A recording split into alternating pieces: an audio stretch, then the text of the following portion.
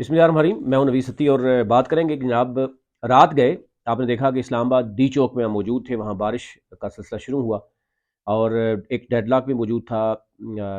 हुकूमत ये समझ रही थी कि शायद तहरीक इंसाफ जो है वो ये लॉन्ग मार्च मुलतवी करेगी, लेकिन तहरीक इंसाफ की तरफ से भी जो है वो लॉन्ग मार्च को ना सिर्फ कहा गया कि हम आज पहुँचेंगे, बल्कि अभी बताया जा रहा है कि स्वाबी से एक काफ़िला जो है वो इस्लामाबाद की तरफ और फिर पेशावर से जो है वो, और इसी तरीके से जो बाकी एरियाज़ हैं जैसे एबटाबाद है वहाँ आपने देखा कि पहाड़ियाँ के मकाम पर जहाँ से पंजाब शुरू होता है वहाँ पे एक गड्ढा खोदा गया, खंदक खोदी गई। लेकिन अब बताया जा रहा है कि वहाँ पर भी तहरीक इंसाफ ने वहाँ जो उसके मामलात को भी देखने कि किस तरीके से गाड़ियाँ गुजारनी है, उसके लिए भी इंतज़ामात किए जा रहे हैं। अब देखना ये होगा, अभी बताया जा रहा था थोड़ी देर पहले भी कि स्वाबी जाने वाली मशीनरी पर बाकायदा तौर पर नामालूम अफराद का जो है वो हमला भी हुआ है। ये पीटीआई रहनुमाओं का जो है वो दावा भी है।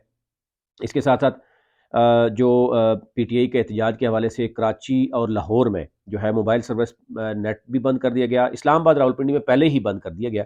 आज सुबह ही तकरीबन 10 बजे के बाद रावलपिंडी इस्लामाबाद में जो इंटरनेट है वो बंद कर दिया गया। अब ये भी बताया जा रहा है कि मोबाइल सिग्नल्स भी यानी सेलुलर जो है वो भी बंद कर दिया जाएगा।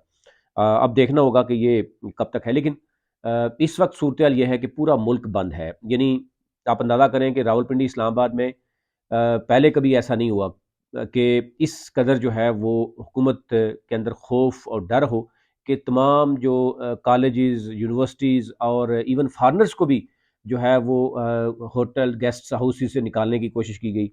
और स्कूल स्टूडेंट्स सरापा एहतजाज हैं, बहुत दूर से स्टूडेंट आए और इस्लामाबाद में ज़ाहिर है पढ़ने आते हैं, यूनिवर्सिटीज़ हैं यहाँ पर, ओवरसीज़ यानी बहुत से लोग हैं जो यहाँ पर रहते हैं, स्टूडेंट हैं, उनको यहाँ से अचानक जो है रात को 12 बजे निकालना। तो इस वक्त मामला ये है, हुकूमत एक तरफ दावा तो ये कर रही थी कि हम किसी को इस्लामाबाद में चढ़ाई करने की इजाज़त नहीं देंगे या मुल्क बंद करने की इजाज़त नहीं देंगे, लेकिन गुज़िश्ता 4-5 दिनों से हुकूमत ने खुद ही सब कुछ बंद कर दिया। आज इंटरनेट भी बंद है, मोबाइल सिग्नल भी नहीं होंगे। इसके साथ-साथ जो है वो कहा जा रहा है कि पेट्रोल जो है वो पेट्रोल पंप्स को भी कहा गया है कि आपने पेट्रोल किसी को नहीं देना।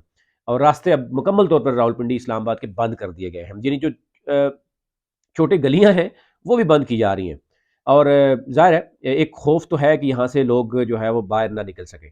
लेकिन दूसरी तरफ जो है वो अभी तक मामला ये भी देखा जा रहा है तहरीक इंसाफ की तरफ से कि वो सारे जो फुल प्लान है वो सामने नहीं लेके आ रहे। वो ये बता रहे हैं कि जनाब जीटी रोड से भी आएँगे, वो ये बता रहे हैं कि ये जो नथिया गली वाला रास्ता है वो भी इस्तेमाल किया जाएगा, नहीं ये बाड़ियाँ वाला, और इसको वो जो है वो कवर करके यहाँ से भी गाड़ियाँ लेके आएँगे। बेशक खंदक खोदें, हमारे पास इस यानी बंदोबस्त हमने किया हुआ है।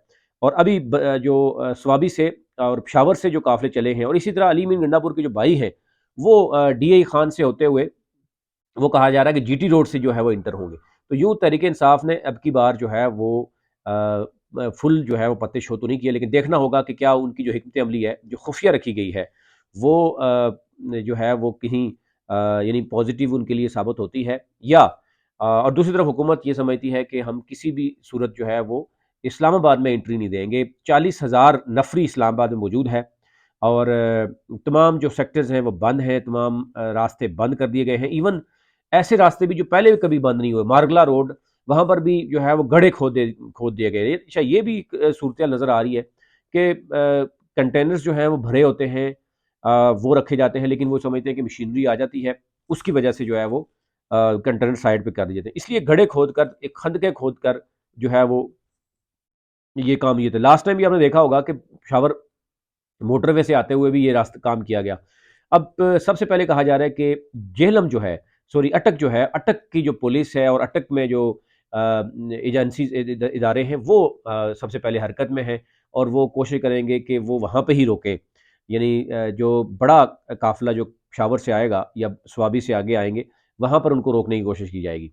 उसके बाद जो है वो रावलपिंडी पुलिस और इस्लामाबाद पुलिस जो है, इस्लामाबाद में आप देखें कि पंजाब पुलिस की भारी नफरी भी कहा जा रहा है कि वो भी पहुंच चुकी है, एफसी और रेंजर भी मौजूद है। इस्लामाबाद अपनी पुलिस जो 11,000 के करीब है वो भी, अब क्योंकि ये सैटरडे संडे है और मैक्सिमम जो यानी पुलिस है वो इसी तरफ मौजूद है और मुख्तलिफ तरह की चीज़ें नज़र आ रही हैं। कल आपने देखा होगा डी चौक में कुछ लोगों से गुफ्तगू हुई और एक दो खबरें भी इस तरह की आई कि कुछ पुलिस अफसरान और कुछ जो एहलकार हैं उन्होंने ये कहा कि गुज़िश्ता जितने भी इस तरह के तरीके इंसाफ के हुए हैं, यानी लॉन्ग मार्च या एहतजाज हुआ है, उसमें जो तशद्दुद की बात की जाती है वो पुलिस तशद्दुद नहीं करती। पुलिस की वर्दी में बहुत से दूसरे लोग भी आते हैं और वो आके तशद्दुद करते हैं, तो पुलिस जो है वो कभी भी ऐसा नहीं करती। यानी इस्लामाबाद पुलिस के एहलकारों की जानब से ये गुफ्तगू बड़ी अहमियत की हामिल है कि वो ये समझते हैं कि उनकी वर्दी में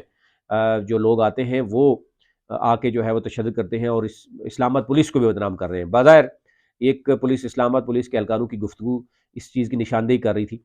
लेकिन बहुत इस वक्त हालात जो हैं वो खौफनाक भी हैं, क्योंकि एक तरफ थ्रेट लेटर भी जारी कर दिया गया है कि जी जो केपीके में आपने देखा होगा गुज़श्ता तकरीबन 3-4 माह से शदीद जो है वो दहशतगर्दी भी सामने आ रही है।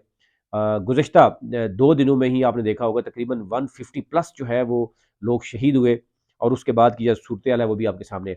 इस वक्त ताज़ा तरीन तो सूरत-ए-हाल यही है कि जो तहरीक-ए-इंसाफ बज़िद है वो आना चाह रही है, और वो लॉन्ग मार्च के लिए आना चाह रहे हैं, और जब तक इमरान खान की रिहाई और मुतालबात पूरे नहीं होंगे वो उनका अभी तक क्लेम यही है कि वो यहाँ पर लॉन्ग मार्च करेंगे, और हो सकता है वो धरने में कन्वर्ट हो। और क्योंकि पहले भी अपने लोगों को उन्होंने चेकलिस्ट दे दी थी कि वो आप साथ क्या-क्या लेके आएँगे, किस तरीके से उन्होंने बैठना है यहाँ पर, और अगर रातें गुज़ारनी पड़ेंगी तो उसके लिए भी क्या इक़दामात करेंगे। तो ये सूरत-ए-हाल है। बाकी थोड़ी देर बाद आपको डी चौक से भी हम लाइव दिखाएँगे कि क्या सूरत-ए-हाल है, और जो मुख्तलिफ एरिया से क्या काफ़िले पहुँच पाएँगे, कब तक पहुँचेंगे, शाम तक पहुँच पाएँगे, या ये रात लेट भी हो सकता है, कल तक भी मामला जा सकता है। ये कुछ भी कहना कबल वक़्त होगा। ये सारी की सारी सूरत-ए-हाल देखी जा रही है कि केपी से जो बड़ा काफ़िला है वो कब पहुँचेगा। फिर जो बहुत से लोग हैं जो तहरीक-ए-इंसाफ के ज़राए ये बता रहे हैं कि रावलपिंडी, इस्लामाबाद में एक बड़ी तादाद जो बाहर से लोग भी आए हैं, तहरीक-ए-इंसाफ के कारकुनान वो भी मौजूद हैं, और यहाँ के लोग भी फिर निकलने में कामयाब हो सकते हैं जब बड़ा काफ़िला वहाँ से पहुँचेगा।